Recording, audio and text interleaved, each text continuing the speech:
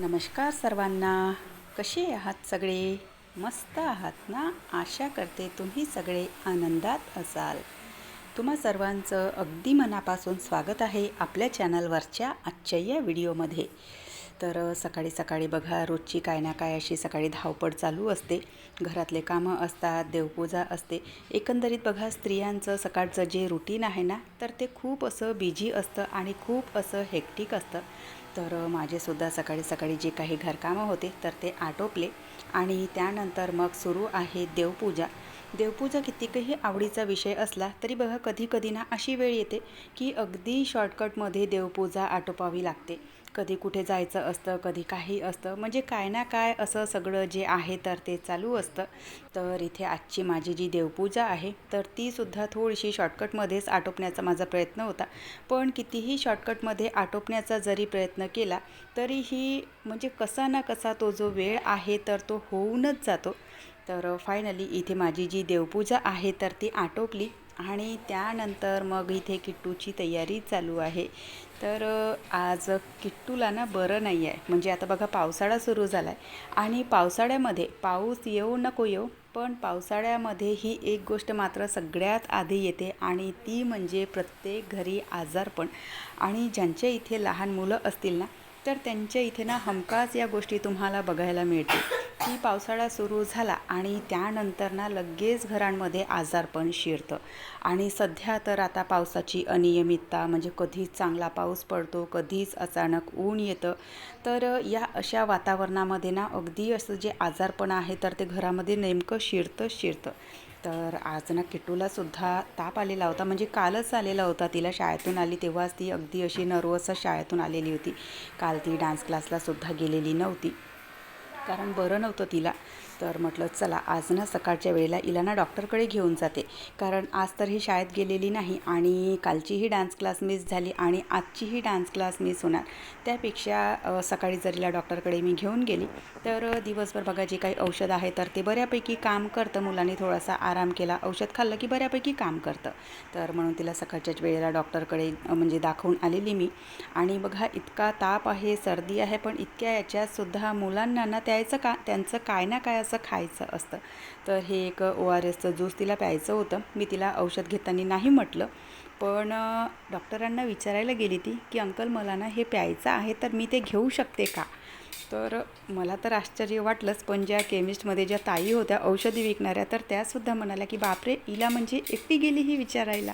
म्हणजे मुलांचं बघा, काही खायचं असेल, त्यांना काही प्यायचं असेल तर अगदी निर्भीडपणे ना कुठल्याही गोष्टी म्हणजे सहजच जाऊन विचारून घेतात. मग त्यामध्ये तुमचे डॉक्टर असो किंवा आणखी कोणी असो. त्या गोष्टीसाठी खरंच मलासुद्धा आश्चर्य वाटलं. आणि त्या केमिस्टमध्ये औषधी विकणाऱ्या ज्या ताई होत्या तर त्यासुद्धा आश्चर्यचकित झाल्या की खरंच तिने एकटीने जाऊन कसं विचारून घेतलं म्हणून. कारण बघा, मुलं ना सहसा डॉक्टरांसोबत बोलायला ना म्हणजे थोडेसे घाबरतात, पण जेव्हा वेळ त्यांच्या खाण्यापिण्यावर येते त्यावेळेला मात्र अगदी ते ना निर्भीडपणे जाऊन विचारून घेतात. चला असो, मी तिला घेऊन आलेली डॉक्टरकडून आणि ती बाहेर सोप्यावरच झोपली आहे. कारण तिला जेव्हा ताप असतं ना त्यावेळेला ना तिची पाठदुखी आणि डोकं दुखणं, सर्दी, असं काय काय प्रॉब्लेम तिला चालू असतात. त्यामुळे ती झोपलेली. आज सकाळी मी ना म्हणजे वरण काही बनवलेलं नव्हतं. वांग्याची भाजी, भात, पोळ्या. सहसा रोज जेव्हा म्हणजे सकाळी स्वयंपाक बनवते मी त्यावेळेला वरण हा म्हणजे ठरलेला असतो की वरण, भात, भाजी, पोळी. पण आज ना वरण काही बनवलेलं नव्हतं आणि अनायसे झालं असं की डॉक्टरांनी भाजी पोळी खायला मनाई केली. वरण भात किंवा खिचडी, पातळसा उपमा असं काहीतरी तिला बनवून द्या म्हणाले ते. आता वरण बनवण्याची इथे माझी जी तयारी आहे तर ती चालू आहे. सोबतच बघा, उकळलेलं पाणी. म्हणजे जेव्हा मुलं आजारी असतात ना तर त्यावेळेला बघा, आईचं जे काम आहे तर ते 2 पटीने 3 पटीने वाढतं. म्हणजे त्यांच्या खाण्यापिण्यापासून आणि मग त्यांना वारंवार बघावं लागतं. कारण मुलं लहान असतील ना तर ते म्हणजे या ज्या गोष्टी आहेत तर त्यांना म्हणजे खूप अशा म्हणजे त्यांचं असं असतं की तू माझ्याजवळ बस. असं काय ना काय त्यांचं चालू असतं. म्हणून मग आपले घरकामं करता करता मुलांनासुद्धा या फेजमध्ये सांभाळायचं असतं. म्हटलं चला हिच्यासाठी ना वरण बनवून देते. जे वरण आहे तर ते मी थोडंसं इथे तडकेवालं जे वरण असतं, फ्राय वरण, तर ते बनवायला घेतलं. अगदी तडका टाकूनच वरण म्हणजे कशा पद्धतीने शिजवायचं तर ते बघा. डाळ ना चांगली धुवून घेतली आणि तेलामध्ये राई, जिरं, लसणच्या किरल्या, थोडासा कढीपत्ता, 1-2 मिरच्या तर त्या टाकून नंतर मग डाळ टाकून घेतली आणि त्याचसोबत म्हणजे पाणी टाकलं आणि कुकर लावून घेतला. 3-4 शिट्यांमध्ये जी डाळ आहे तर ती छान अशी शिजून जाते. आणि याच्यामध्ये बघा आपण पुन्हा काय करतो की पावसाळ्यामध्ये ना मुलांना जेव्हा आजारपण असते तर त्यांना पाणी उकळून द्यायचं असतं, डॉक्टर बऱ्याच वेळा बोलतात. आपण काय करतो, पाणी फक्त गरम होऊ देतो आणि त्याला बंद करून देतो. पण तसं न करता पाणी चांगलं 5 मिनिट उकळू द्यायचं, त्यानंतर त्याला थंड होऊ द्यायचं आणि नंतर मग बॉटलमध्ये भरून ठेवायचं. किंवा मग आता सध्या पावसाळ्यामध्ये बघा ज्यांच्या इथे ना फिल्टर नसतील तर त्यांनी लहान मुलांना जे पाणी आहे तर ते उकळूनच द्या. कारण ना पाण्यामध्ये बघा छोटे छोटे ना असे काय ना काय विषाणू असतात, तर त्यामुळे मुलांना हगवण किंवा उलट्या, सर्दी, खोकला असे काय ना काय प्रॉब्लेम चालू होतात. तर त्यामुळे ना पावसाळ्याच्या दिवसांमध्ये तरी मुलांना ना जर लहान मुलं तुमच्या इथे असतील तर त्यांना पाणी ना उकळूनच द्या आणि छान असं उकळून घ्यायचं, थंड करून घ्यायचं आणि त्यानंतर बॉटलमध्ये किंवा हंड्यामध्ये वगैरे भरून आपण ठेवू शकतो. आणि पाणी उघड्यावर ठेवायचं नाही. उकळलेलं पाणी आपण थंड होण्यासाठी उघड्यावर ठेवतो, पण त्यावरनं काहीतरी झाकून घ्यायचं आणि पंख्याच्या खाली ना थंड करून घ्यायचं. चला, वरणसुद्धा अगदी 10 मिनटामध्ये जे वरण आहे तर ते छान असं शिजलेलं होतं. तर तिला चारून दिलं, औषध दिलं आणि त्यानंतर तिला झोपवून दिलं. अशी ती दुपारी झोपत नाही, पण आज औषधीची थोडीशी गुंगी होती. कारण बघा जे हे औषध आपण मुलांना देतो सर्दी खोकल्याचं, तर त्यामध्ये ना थोडेसे झोपीचे तत्त्व असतात. म्हणजे काही पर्सेंट ना औषध काम करते आणि काही पर्सेंट ना मुलांची जी झोप आहे तर ती त्यांना बरं करते. तर ती छान अशी 3-4 तास झोपली. त्यानंतर माझ्या व्हिडिओचं थोडंसं काम राहिलेलं होतं तर ते मी करून घेतलं आणि सायंकाळी 5:30च्या दरम्यान मी माझी सायंकाळची जी कामं आहेत तर ते करायला घेतले. आज सकाळच्या वेळेला भांडे काही घासलेले नव्हते, म्हणजे सकाळी घासले तसे, पण जेवणाच्या नंतरचे जे काही भांडे होते तर ते काही घासले नव्हते. आणि त्यानंतर सिंक वगैरेसुद्धा सकाळी काही व्यवस्थित स्वच्छ झालेला नव्हता. कारण जेव्हा घाईघाईमध्ये कामं असतात ना तर त्यावेळेला असं वाटतं की जे काम महत्त्वाचं आहे ते आधी आटोपून घ्यायचं. आणि त्यातल्या त्यात जे डॉक्टर आहे तर ते 1 वाजेपर्यंतच असतात. त्यानंतर मग पुन्हा आणखी डॉक्टर मिळाले नाही की रात्रीची वाट बघावी लागते. कारण दुपारच्या वेळेला ना इकडे जे डॉक्टरचे दवाखाने आहेत तर ते बंद असतात त्यामुळे. तर छान सगळं सिंक वगैरे व्यवस्थित पूर्ण स्वच्छ करून घेतलं. त्यानंतर पुन्हा आणखी मग संध्याकाळचं काय बनवू, कारण मुलांना जर बरं नसेल ना तर त्यांच्या हिशोबानेच काय ना काय बनवावं लागतं. आणि त्यातही असं होतं की तिला भाजीपोळी खायला मनाई होती. तर त्यामुळे मग विचार केला की रात्रीच्या वेळेला ना जी खिचडी आहे तर ती बनवून घ्यायची म्हणून. बरं, आज सकाळचा जो स्वयंपाक होता तर तो आमच्यासाठी सुद्धा बऱ्यापैकी शिल्लक वाचलेला होता.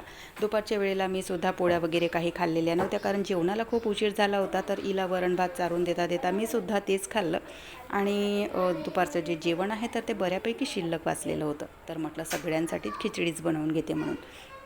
आता हिचं चालू होतं की मम्मी मला बरं वाटत नाही आहे, तू माझ्यासोबत बस, बेडरूममध्ये माझ्यासोबत थांब. पण आपण जर बेडरूममध्ये मुलांसोबत थांबलो तर आपले घरकामं कोण करणार. म्हणून मग तिला मी म्हटलं की ये इथे किचनमध्ये तू माझ्यासोबत बस, माझ्यासोबत गोष्टी कर तर तुला चांगलं वाटेल. तर तिच्या शाळेच्या इकडच्या तिकडच्या डान्स क्लासला जाते तर तिथल्या काय ना काय अशा गप्पा गोष्टी ज्या आहेत तर ते तिचं सांगणं चालू होतं. म्हटलं चला या त्याच्याने ना माझासुद्धा स्वयंपाक होऊन जाईल. स्वयंपाकही जास्त बनवायचा नव्हता, फक्त खिचडीच बनवायची होती.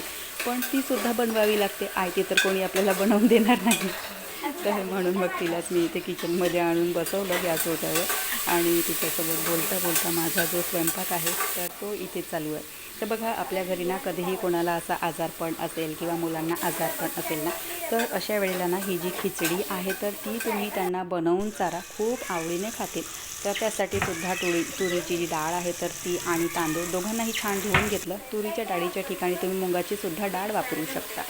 त्यानंतर थोडेसे आलू घेतलेले आहेत, म्हणजे 1 आलू घेतला, 1 टमाटर घेतला, लसणच्या किरल्या घेतल्यात, मिरच्या घेतल्या.